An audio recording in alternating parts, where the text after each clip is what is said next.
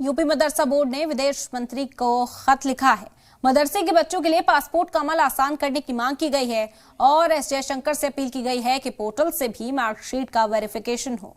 तो यह अहम खबर है उत्तर प्रदेश मदरसा बोर्ड की ओर से। आपको बता दें कि वजीर खारजा को ये खत लिखा गया। मदरसों के बच्चों के लिए पासपोर्ट का अमल आसान करने की मांग इस खत में की गई है।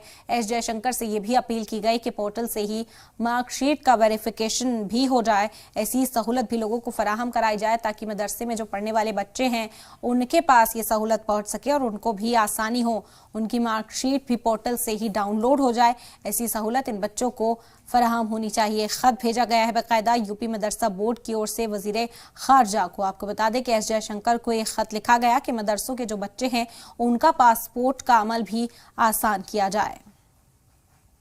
मदरसा बोर्ड से जो बच्चे हाई स्कूल और इंटरमीडिएट पास करने के बाद दुनिया के तमाम देशों में नौकरी या रोजगार के लिए जाते हैं, उसके लिए पासपोर्ट की आवश्यकता बनती है।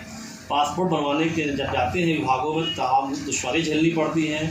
उन्हें मार्कशीटों के वेरिफिकेशन के नाम पे दौड़ाया जाता है, जबकि जो मार्कशीटें हैं 2018 की, 19 की, 2020 की, 21 की, 2022 की, ये सारे मार्कशीट ऑनलाइन पोर्टल पे दर्ज हैं और वहीं से वेरिफिकेशन कर ले तो बच्चों को इतनी रुसवाई न झेलनी पड़े।